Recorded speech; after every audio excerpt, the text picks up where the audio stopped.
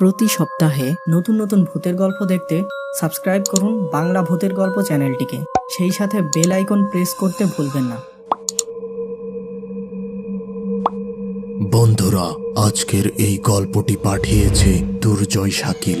তার নিজের লেখা বিড়াল কন্যা ও অভিশপ্ত মোনাকবার সহ আরও 10টি ভৌতিক বই পাওয়া যাচ্ছে রকমারি.com-এ। যারা বই পড়তে ভালোবাসেন তারা অবশ্যই এই বইগুলো পড়ে দেখতে পারেন।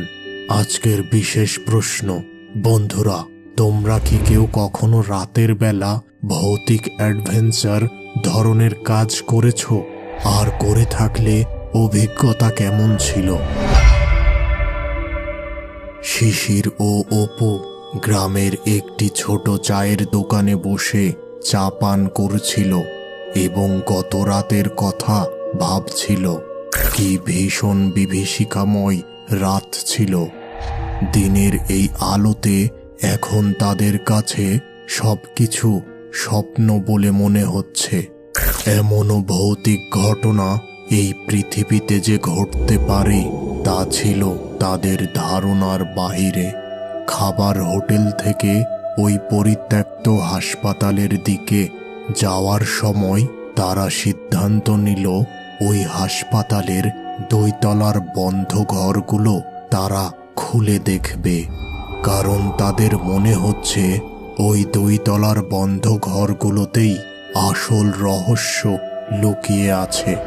পরিত্যক্ত হাসপাতালের সামনে পৌঁছে তারা 2 জন কিছু সময় দাঁড়িয়ে থাকল। এই দিনের আলোতে হাসপাতালটিকে বেশ অসহায় মনে হচ্ছে, অথচ গত রাতে এই হাসপাতালটি কি ভীষণ জীবন্ত হয়ে উঠেছিল।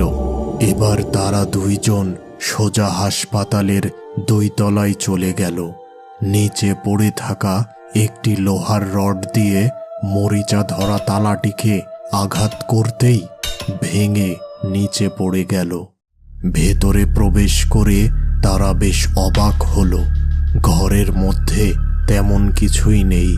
পুরনো একটি টেবিল, দেয়ালে একটি নষ্ট ঘড়ি, একটি স্যালাইনের স্ট্যান্ড ও মেঝেতে কিছু কাগজের বাক্স পড়ে আছে। তারা টেবিলের কাছে গেল।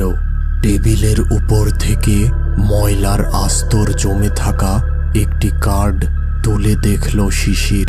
কার্ডটি ছিল ডাক্তার মাহবুব মুনতাসিরের। তারা ধারণা করল এই হাসপাতালের শেষ ডাক্তার